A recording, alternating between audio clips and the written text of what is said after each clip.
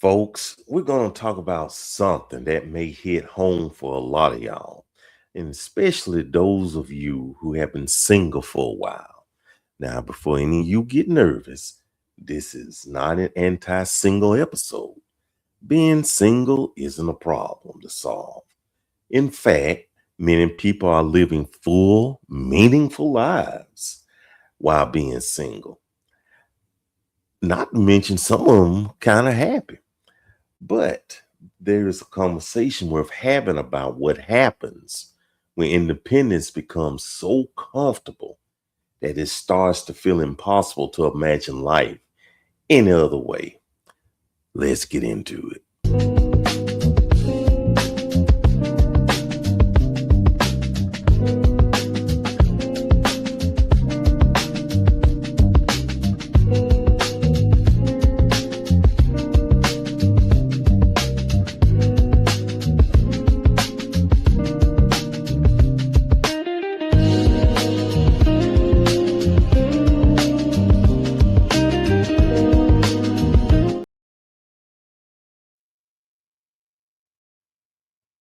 Mm. When people hear the phrase survival mode, they usually think about getting through a difficult situation. Maybe it's after a breakup, maybe it's after a disappointment. Maybe life didn't unfold the way you expected. At first, survival mode can be healthy. You learn to pay your own bills, you learn to fix your own problems, you learn how to spend the holidays alone. You learn how to make major decisions without counseling anyone. You adapt, and adaptation is powerful. But here's the thing: sometimes what begins as a season becomes a lifestyle. You get so doggone good at carrying everything yourself that eventually you stop imagining what sharing the load might feel like. Some people aren't really living life, they're quietly surviving it. They wake up, function, smile when needed, and do what's expected. But inside, there's a constant war no one sees. Their mind never fully rests. They replay conversations, overthink moments, and feel emotions deeper than they can explain. They crave connection, yet pull away when it gets too close. They want to be understood, but don't know how to explain what's wrong, because nothing is technically wrong. If this feels familiar, like this way of living usually comes from years of emotional adaptation. At some point, expressing needs didn't feel safe, so they learned to be strong, quiet, and self-contained. They became their own support system. The problem is, survival mode keeps you alive, but it also keeps you disconnected. You're not broken. You're not dramatic. You're not weak. You're someone who learned to endure instead of receive. Healing doesn't start by changing who you are. It starts when you stop minimizing what you've been carrying. Living with this unseen weight doesn't mean you're failing at life. It means you've been surviving longer than anyone realizes. Follow for psychology that finally puts words to what you've been living with.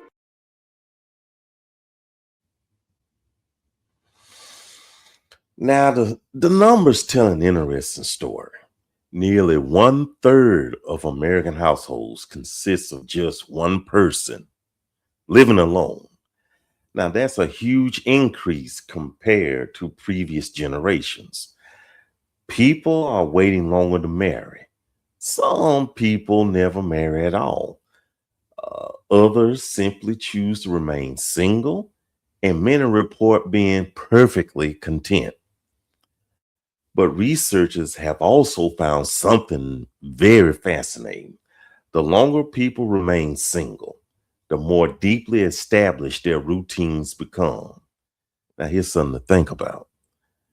You decide where to eat, what to watch, how to spend your money, when to travel, when to sleep. Every decision belongs to you. No negotiations, no compromises, no discussions. And after enough years, that level of autonomy can become difficult to surrender. It's not because you're selfish. It's because it's familiar. Self-sufficiency is not sustainability. What am I saying? It's cool, it's nice that you can do things on your own, that you can provide for yourself, that you can go and get it on your own, but it's only so much you can do on your own. I've learned this the hard way. That is not sustainability. We are not meant to self-sustain. And as humans, we are wired for association and not isolation. Association and not isolation. We are not meant to isolate ourselves and think we can do everything on our own. We're not just talking about self-sufficiency in the sense of I can buy a car, I can feed myself, I can do. That's not self-sufficient to the degree of keeping yourself healthy. Mental health matters too. Association versus isolation. We are not meant to be alone. So yes, you can handle your own for yourself, but there's other energies and things that are necessary to keep you as a human fed. Words of wisdom, I can get deep into that. I don't want to right now. That's enough said. Higher ups, you know what's up.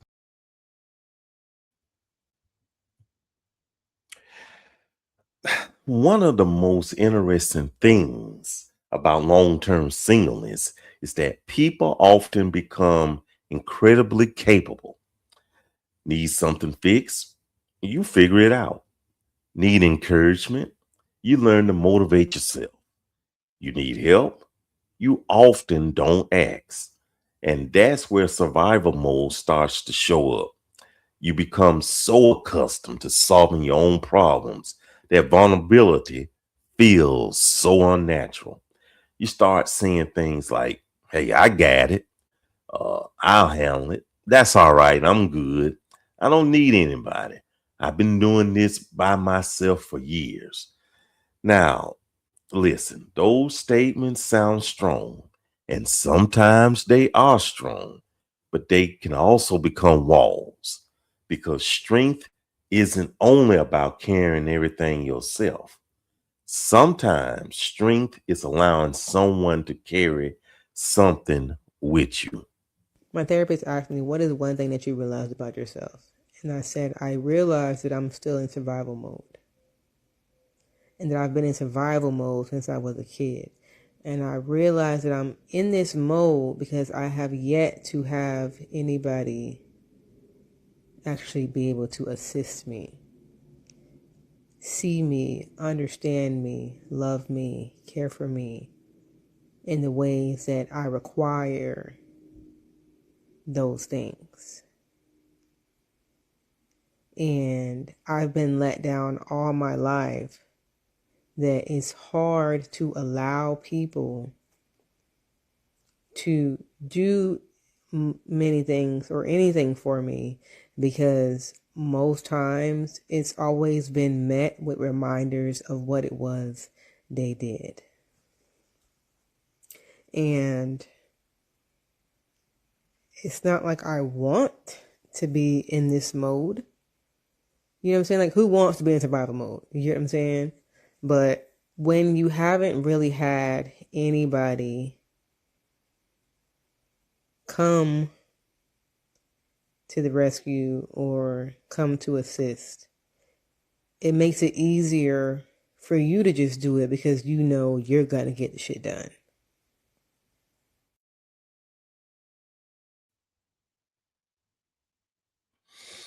Here's something nobody talks about enough. Single people often build peaceful lives. You arrange your home the way you want it. You create routines that work. You establish boundaries. You eliminate drama. Life becomes predictable, comfortable, and calm. Then something comes along, and suddenly your peace is interrupted. Not necessarily in a bad way, just differently. Relationships require adjustments, conversations, compromise, and flexibility. And for someone who has lived independently for years, those adjustments can feel exhausting. Not because the person is wrong for you, but because your lifestyle has become optimized for one person. And that one person is you. The version of you that survived your life isn't always the version that knows how to love. And what if the way that you date is how you learn how to survive? Don't block me, don't leave. Let me break it down first. Survival often teaches you how to be alert, how to anticipate, how not to need too much, how to figure things out by yourself, right? It essentially teaches you how to control, but it doesn't teach you how to be present and how to be open. So without even realizing it, dating can often feel triggering and very unsafe. Not because you're doing it wrong, but because it asks you to loosen control over parts of yourself that once needed it in order to survive in the past. And once that control starts to slip, old instincts start to show up. Rather than loosen, you start to tighten your grip because you're trying to stay ahead of the hurt. Why? Because survival taught you to anticipate the pain, to protect yourself from it. It's not because you don't care or you don't want partnership or you're undeserving of love, but because uncertainty once cost you something real and you still know what that feeling feels like. So you might be going out on dates, but you're not really dating. You're managing. You're managing expectation, access, pacing, closeness in general. And you do that in hopes that it's going to keep you safe. And I want to be really clear. What I'm learning myself too is love doesn't meet you fully when you're armored. It meets you where you're vulnerable, where you're open, where you're available, and where you're willing. So I gently want to challenge you to reflect, because what saved you once might be the very thing that's blocking you now. So with that being said, do you have an idea of what that might be?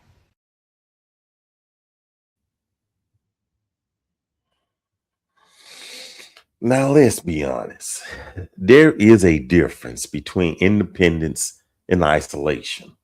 Independence says, I can do it myself. Isolation says, I have to do it myself. Independence is a choice. Isolation feels like a requirement. And sometimes, after years of singleness, the line between those two become blurry.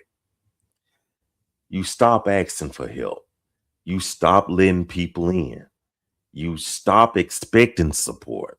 And it's not because nobody cares.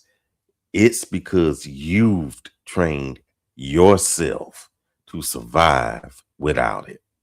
Self-reliance is a strength. It taught you how to move forward, how to endure, how to keep things running when no one else stepped in. But self-reliance was never meant to be applied everywhere. When it gets used in emotional spaces, in relationships, stress, or internal pressure, it quietly turns into isolation. Not loneliness in the obvious sense, isolation in the carrying everything alone sense. You don't talk it through. You don't offload. You don't process. You contain. And containment works until it doesn't. Needing tools doesn't mean that you have failed. It means that no one taught you how to regulate pressure once survival wasn't the goal anymore. You weren't trained for this phase. You were expected to figure it out.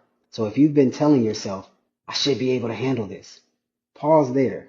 That voice isn't the truth. It's conditioning. You've internalized the voice of most likely your caregivers or the environment that you grew up around. And noticing that is not weakness. It's actually the beginning of having a choice. So here's a question I want to leave with y'all. Have you become so independent or have you become isolated? There is a difference. And the answer might reveal more about your season of life than your relationship status ever could. If you've been single for a while, don't beat yourself up. The habits you developed helped you survive. They got you through difficult seasons. The challenge now is deciding which habits still serve you and which ones might be keeping people at a distance. Because surviving alone is one thing. Learning to thrive with others is another. Being single isn't the problem. Living disconnected might be. Thank you for listening. And until next time, take care of yourself, stay connected, and be blessed.